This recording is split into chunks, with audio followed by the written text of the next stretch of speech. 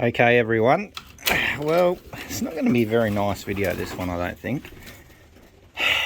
It has definitely been one of those days, probably the last 24 hours actually, not even 24 hours to be honest. It's been not enjoyable at all. So let's start off with probably the better news out of the news that I'm going to give you today, that we are missing 3 out of here. One of those is the grizzle.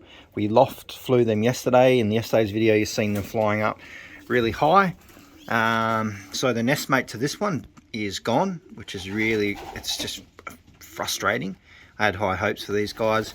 My inkling is it is the falcons. I've got some falcon related news that's about to come shortly, which anyway,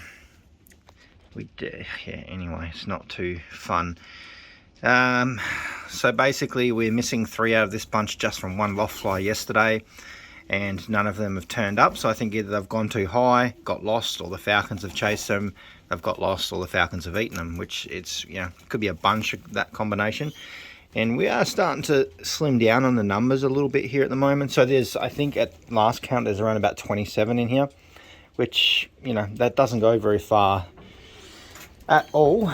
And let's get on to some more news.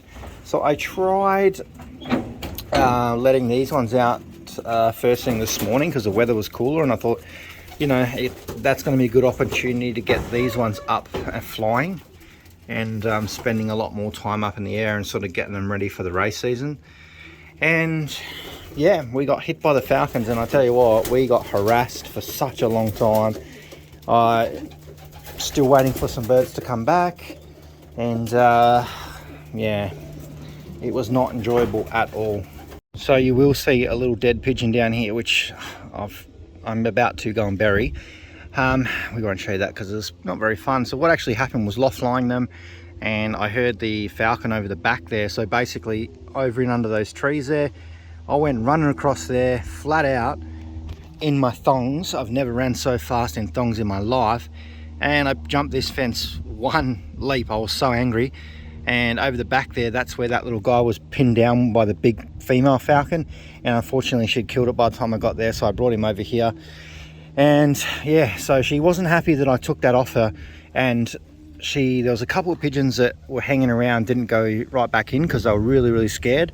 So I was just doing some cleaning here, because I've separated the pigeons here. We'll have a look at that in a minute.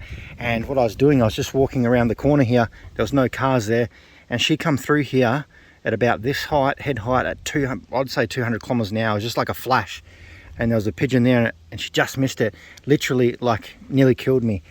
It was so close to my head. I've never seen anything like that before. It was like a bullet just comes whipping through there so quick, about that height, and probably missed me by 1 meter. And she didn't get any more, but we are still missing. So we're down that one, and I'm still waiting on one of 83's sons to come back, but I'm not holding my breath now. It's been quite a few hours and nothing. I'm expecting to see him come back. We've still got a few more hours left in the day, but I just don't think anything's going to happen. So in the last 24 hours we've lost 5 birds. 1 confirmed dead, which is the one on the ground over there, and we got 4 that are still missing. So 3 from the first day and 1 from today, which is a bit sad. And what I did as well before, now we just got this falcon is really onto us this season. She's showing off a little bit. I put in the divider back in here now and gave this a little bit of a clean out. She's got water. I'm just about to go through and feed her at the moment. So I've unpaired her from the cockbird, and I'm just going to give her a few days in here by herself. I think we're just going to send that one back to Adam now. It was really worth that opportunity to do it because that cockbird is exceptionally well bred, but he's just a little bit too old, I think, and his days are numbered. And I've got another cockbird in there, but he's not really doing too much at the moment. I just thought I'd separate him because he was paired up with Storm. But the big boy's in here, so we probably need to look at getting him back at some point. He's down there. It's not his fault, no one's fault. He's just old, and you know, we thought we would try and get a round out of him. Hey, what are you up to? Not much. So yeah, it's been a rough day. I'm definitely not enjoying today at all. taking the biggest hit that we've taken in a long time, and I really don't think it's going to slow down over the next few months. Like, I think last year we started with 70 or something flying around the loft, and I think we started the first race with 28 birds. That's a huge... It's just really tough here. The birds of prey are probably... I don't know if there's anywhere worse in the world, because it's pretty bad. It's really tough racing here, and that's kind of why I have transitioned into those harder day birds and some of the longer distance birds like this guy and most of the other ones in here. Hoping that those harder day birds will somehow increase our chances of getting birds back from the race. Hopefully the Falcon will lay off us a little bit. I'm going to avoid morning flying. That was the first morning fly that I've done in like 6 months or more. I don't fly in the morning because they're generally extra hungry in the morning. Although the birds did fly for 45 minutes, ripping around, so that's the best I've done, but the risk is too great. Anyway, you will see... Whoa, what's going on there? You will see that this one's actually starting to hatch as the chipping's starting to come through there. So these are our potato birds. They're both starting to chip and hatch now. You see that one is just there as well. Really good to see. So the big boy, you keep up the good work there. And the other ones are probably a couple of days behind them actually, which are these ones. So I don't expect to see any hatching action on these ones just yet. Nothing at all. So I'd say sometime in the week. These are still perfectly in time to get them to that race as well.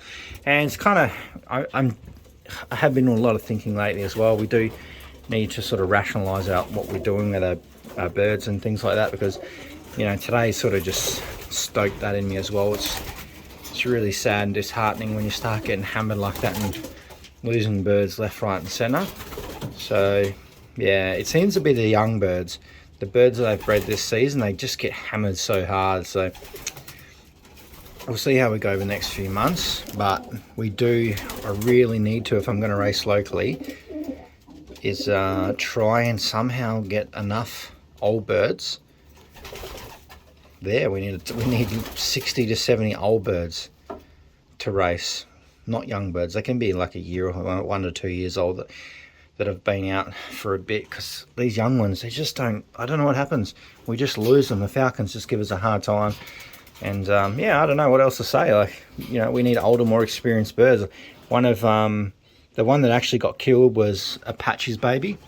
So it was his daughter that got hammered in front of my eyes. I run over there, try to grab her, save her, but she died in my hands basically, and there was, you know, blood coming everywhere. It was just not very enjoyable. And the big, huge peregrine hen, the big dark hen she was, and she got stuck in the fence, and I thought, oh, I might grab her and maybe give her a little slap with my thong or something, but nope, she got away. I wasn't really gonna do that, but you know, adrenaline at the time. I just wanted to save my little pigeon. And the other one that she tried to get, that she come through the shed like 200 kilometers an hour, was a young bird of Rosetta here. So I was really impressed how that young bird actually got away from the Falcon at that speed.